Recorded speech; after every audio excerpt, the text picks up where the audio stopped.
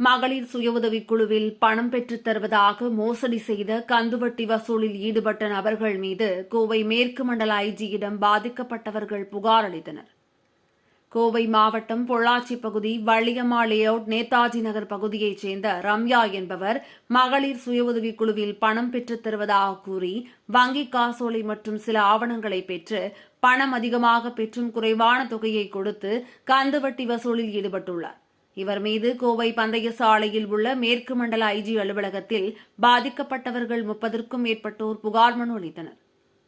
பின்னர் செய்தியாளர்களை சந்தித்து பேசிய பாதிக்கப்பட்ட மக்கள் பொள்ளாச்சி பகுதியைச் சேர்ந்த நாகராஜனின் மனைவி ரம்யாவின் தந்தை பூமிநாதன், தாயார் பரிமளா ஆகியோர் ஜோதி கேபிட்டல்ஸ் பிரைவேட் லிமிடெட் நிறுவனம் நடத்தி வருகிறார்கள். அந்த நிறுவனம் மூலமாக 25,000 வரை பெற்றுத் தருவதாக கூறி வார குழுவில் சேர வங்கி காசோலை, பிராமிசரி நோட், ஆதார் ஆகிய ஆதாரத்தை வாங்கிக் கொண்டு குழுவில் பணம் பெற்று வாரத்தவணையில் செலுத்தி வந்துள்ளனர். இந்நிலையில் 3 வாரம் சென்ற பின்னர் ரம்யா வருகின்ற வாரம் முதல் 2 மடங்கு கூடுதல் பணம் தர வேண்டும் என கேட்டுள்ளார். இதனால் அதிர்ச்சியடைந்த மக்கள் ரம்யாவிடம் கேட்டபொழுது பணம் பெற்றால் நிறுவனம் கூறுவதை கேட்க வேண்டும், இல்லை என்றால் மோசமான விளைவுகளை சந்திக்கக்கூடும் என்று பணம் பெற்ற மக்களை மிரட்டியுள்ளார். அதனைத் தொடர்ந்து வாங்கிய வாரக்குழு பணத்தை முழுவதுமாக செலுத்திவிட்ட நிலையில் ரம்யா குடும்பத்தைச் சேர்ந்தவர்கள் வங்கி காசோலை, பிராமிசரி நோட், ஆதார் ஆகிய ஆவணங்களை திருப்பித் தராமல் அலைக்கழித்து வருவதாக பாதிக்கப்பட்ட மக்கள் தெரிவித்தனர். மேலும் கடன் வாங்கிய நபர்கள் ஆவணங்களை வைத்து கூடுதல் பணம் பெற்று அதில் சிறு தொகையை குழு பணமாக கொடுத்துவிட்டு அதற்கு கூடுதல் கந்துவட்டி வசூலில் ஈடுபட்டு ஆவணங்களை திருப்பித் தராமல் ரம்யா குடும்பத்தினரும் மற்றும் சில நபர்கள் சேர்ந்து கொலை மிரட்டல் விடுவதாக பாதிக்கப்பட்ட மக்கள் குற்றம் சாட்டுகின்றனர். மேலும் மேற்கு மண்டல ஐஜி இதில் தலையிட்டு பாதிக்கப்பட்ட மக்களின் ஆவணங்களை திருப்பி பெற்றுத் தர வேண்டியும் ரம்யா மற்றும் அவரது குடும்பத்தின் மீது கடுமையான நடவடிக்கை எடுக்க வேண்டும் என்று பாதிக்கப்பட்ட மக்கள் காவல்துறையினரிடம் கோரிக்கை வைத்துள்ளனர்.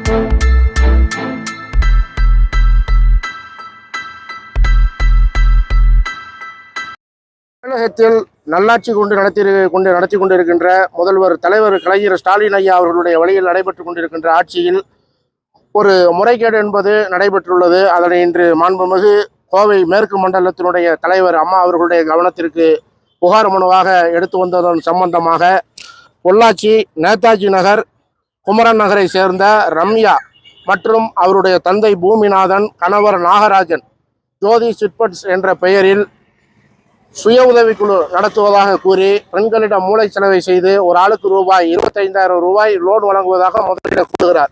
வாரம் 940 ரூபாய் தவணை கொடுக்கணும்னு சொல்லி 940 ரூபாய் தவணையை வாங்கிக்கிட்டு அவங்கள்ட்ட இருந்து பிராமிசரி நோட்டு, செக்கு மற்றும் ஆவணங்கள் அனைத்தையும் பெற்றுக்கொண்டு அந்த ஆவணங்களை வெளியில் வைத்து அவர் பல பேரிடம் லோன் வாங்கி அவர்களுடைய அந்த லோனை கட்டி முடித்த பிறகு அவர்கள் அந்த கொடுத்த டாக்குமெண்ட்ஸை நாங்கள் லோனை கட்டி முடித்து விட்டோம் என்று திருப்பி கேட்கும் பொழுது அவர்களுக்கு கொலை மிரட்டல் விடுவதாக தெரிய வருகிறது.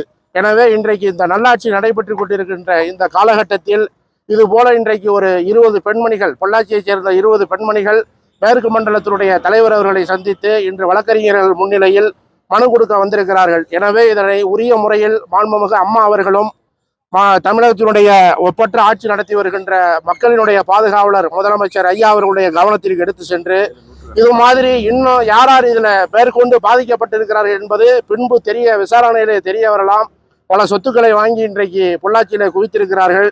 பல பாமர மக்கள் அன்றாட ஏழை எளிய மக்களின் சம்பளத்திலே பெற்றுக்கொண்டு கந்து வட்டி தொடர்ந்து நடைபெற்று வருகிறது. 25,000 ரூபாய்க்கு வாரம் 940 ரூபாய் என்று 40 வாரங்கள் வசூல் செய்திருக்கிறார்கள். அவருடைய பெற்றுக்கொண்ட டாக்குமெண்ட்டுகளை எல்லாம் இன்றைக்கு தர மறுப்பதோடு கொலை மிரட்டல் விடுக்கிறார்கள். எனவே அது சமயம் இன்றைக்கு விசாரணைக்கு அனைவரும் ஒத்துழைப்பு கொடுத்து இன்றைக்கு அம்மா அவர்களிடம் மனு கொடுக்க வழக்கறிஞர் குழுவோடு வந்திருக்கிறார்கள். எனவே இதில் உடனடியாக சம்பந்தப்பட்ட அதிகாரி விசாரணை செய்து உரிய தகுந்த நடவடிக்கை மேற்கொண்டு குற்றத்திற்கு உள்ளானவர்களை தண்டனைக்கு உள்ளாக்கி பாதிக்கப்பட்டவர்களுக்கு நியாயம் வழங்க வேண்டும் என்று அவர்களுடைய சார்பிலும் வழக்கறிஞர் குழுவுடைய சார்பிலும் மாண்பை ஐயா முதல்வர் அவர்களுக்கும் மேற்கு மண்டலத்தினுடைய தலைவர் அவர்களுக்கும் ஐயா டிஜிபி அவர்களுக்கும் கருத்தாக முன்வைக்கின்றேன். மட்டும் நடந்திருக்கிறது மற்றும் சுற்று வட்டார பகுதியிலும் இதில் மேற்கண்ட இன்னும் 400க்கு மேற்பட்ட நபர்கள் இருப்பதாக எங்களுக்கு தெரிய வருகிறது. இது முதல் கட்டமாக வந்திருக்கிறது. தொடர்ந்து இதில் இன்னும் பல பேர் கொடுப்பதற்கு முன் வரலாம்.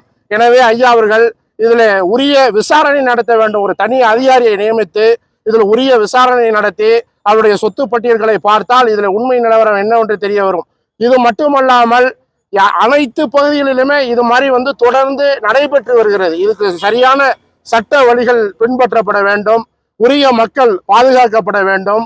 சிறுபான்மை நலனுக்கு இன்று உண்மையான ஆதரவை சட்டத்தை நடத்தி வருகிற மாண்பை ஐயா அவர்கள் முதலமைச்சர் அவர்களை இதில் தலையிட்டு தகுந்த அதிகாரிகளுக்கு உத்தரவிட்டு இதனை செயல்முறைப்படுத்தி தர வேண்டும் என்று ஐயா அவர்களை தாழ்மையோடு கேட்டுக்கொள்கிறேன். இதில் இன்னும் யார் பின்புலத்தில் உள்ளார்கள் என்பது உரிய விசாரணை நடத்தினால் மட்டுமே வெளிவரும். இன்றைக்கு அப்பாவி மக்கள் பணம் என்றால் அவர்கள் ஏதோ இன்று கொடுக்கிற சீட்ல எல்லாம் கையெழுத்து போட்டுறாங்க. கடைசியில் அந்த பணத்தை கட்டி முடித்து விட்டு அவங்க செக்கு பிராமிசரி நோட்டு இதெல்லாம் வாங்கி இன்னைக்கு இது மாதிரி நடத்திக்கிட்டு இருக்காங்க. அதற்கு தகுந்த ஆதாரங்களை சமர்ப்பிச்சிருக்கிறோம். இதில் விசாரணை நடத்தி பாதிக்கப்பட்ட பாமர மக்களுக்கு நிவாரணம் தேடித்தர வேண்டும் என்று காவல்துறை அதிகாரி ஐயா அவர்களையும் மாண்பை முதலமைச்சர் அவர்களுக்கும் சம்பந்தப்பட்ட தலைமை செயலாளர் அவர்களுக்கும் தகுந்த பாதிக்கப்பட்ட மக்களுக்கு நிவாரணம் அளித்திட வேண்டும். வேறு யாரும் இதில் பாதிக்கப்பட்டிருந்தாலும் முதல்ல பயப்படாம நாம் காவல்துறை அதிகாரிகளை அணுகி நாம் பெட்டிஷன் கொடுத்தனால் இவர்கள் வந்தது போல நீங்களும் வரலாம். வேற யாரெல்லாம் இதுல பாதிக்கப்பட்டிருக்கீங்களோ அனைவரும் இந்த குழுவை வேண்டுமானாலும் அணுகலாம். உங்களுடைய பெட்டிஷனையும் அவர்களிடத்தில் எடுத்து சென்று இன்றைக்கு நாங்கள் அம்மா அவர்களிடத்தில் மனு அளிக்க கோயம்புத்தூருக்கு வருகை தந்திருக்கிறோம். எனவே மாண்பை முதல்வர் அவர்கள் இதில் தலையிட்டு நல்லாட்சிக்கு களங்கம் ஏற்படுத்துகின்ற அனைவர் பேரிலும் விஷமிகள் பேரிலும் தகுந்த நடவடிக்கை எடுக்க ஆவணம் செய்யுமாறு கேட்டுக்கொள்கின்றேன். வழக்கறிஞர் குழு நன்றி, வணக்கம். நாங்கள் பொள்ளாச்சியிலேருந்து வர்றோம். நாங்கள் குமரன் நகர் எங்கள் ஊர். நாங்கள் 8 செக் கொடுத்துருக்குறோம். செக்கு மோசடியில் நாங்கள் இங்கே வந்திருக்கிறோம். எங்கள் 8 பேர் செக்கு வச்சு 360 பேர்த்துக்கு பணம் வாங்கியிருக்கோம். வாங்கிட்டு இப்போ எங்கள் செக்கும் ப்ரோ நோட்டு வேணும்னு சொல்லி இவங்ககிட்ட தேடி வந்திருக்கிறோம். என்ன பேசிஸ்ல உங்களுக்கு பணம் தரதா சொல்லி செக் மகளிர் குழு மாதிரின்னு சொல்லி தந்தாங்க. கந்து வட்டி ஆயிடுச்சு. 40 வாரம் 25,000 கொடுத்து 40 வாரம் எங்களுக்கு வாரம் 950 ரூபா கட்டிட்டு இருக்கிறோம். கட்டி முடிச்சுட்டோம். எங்கள் செக்கு தரமாட்டேங்கிறாங்க. செக்கும் ப்ரோ நோட்டும் எங்களோட தரமாட்டேங்கிறாங்க. கேட்டால் நீங்கள் யார்கிட்ட கொடுத்தீங்கன்னா அங்கே போய் வாங்கிக்கோங்கன்னு சொல்கிறாங்க. கொடுத்தது அவகிட்ட தான் கொடுத்துருக்க ரம்யாங்கிறவங்ககிட்ட. ஆனால் அவங்க கொடுக்க மாட்டேங்கிறாங்க. அந்த ரம்யா யாரு? அவங்க தான் கட்சி வேற ஏதாவது கட்சி குழுவெல்லாம் நடத்திட்டு இருக்காங்க. குழு நடத்திட்டு இருந்தவங்க நாங்கள் குழுவும் சொல்லி தான் சேர்ந்தோம். ஆனால் கடைசியில் இப்போ கந்து வட்டியாக மாறிடுச்சு. இப்போ நாங்கள் பணம் கட்டி முடிச்சுட்டு எங்களுக்கு தரமாட்டேங்கிறாங்க. செக்கும் ப்ரோ நோட்டும் தரமாட்டேங்கிறாங்க. எவ்வளோ அமௌண்ட் தரோம்னால எவ்வளோ வட்டி பிடிக்கிறதா சொல்லிட்டு வட்டியெல்லாம் அதுதான் வட்டியோட தான் நான் கட்டிட்டு இருந்தேன். 40 வாரம் 25,000 ரூபாய்க்கு 40 வாரம் 950 ரூபா மேலே வட்டி அசல் எல்லாமே கட்டி முடிச்சு 80 ரூபா எல்லாம் கட்டி முடிச்சுட்டு ஆனால் கொடுக்க மாட்டேங்கிறாங்க. செக்கும் ப்ரோ நோட்டும் கொடுக்க மாட்டேங்கிறாங்க. கேட்டால் நீ எச்ச பணம் கேட்குறாங்க எங்ககிட்ட. இப்போ எங்களுக்கு தெரிஞ்சு 20 பேர் நாங்கள் கட்டி இருக்கிறோம். எத்தனை பேர் வருவாங்கன்னு எங்களுக்கு தெரியாது. எல்லா ஊருக்கும் கொடுத்துருப்பாங்க. பொள்ளாச்சிக்குள்ளே கொடுத்துருக்காங்க. நீ வேற எங்கெங்கே கொடுத்துருக்காங்க அவங்கள கேட்டால் தானே வரீங்க. எங்களுக்கு தெரியாது. எங்களுக்கு தெரிஞ்சு இப்போ நாங்கள் இது வந்திருக்கோம். இதை பார்த்து நீ எத்தனை பேர் வருவாங்கன்னு நீ தெரியாது.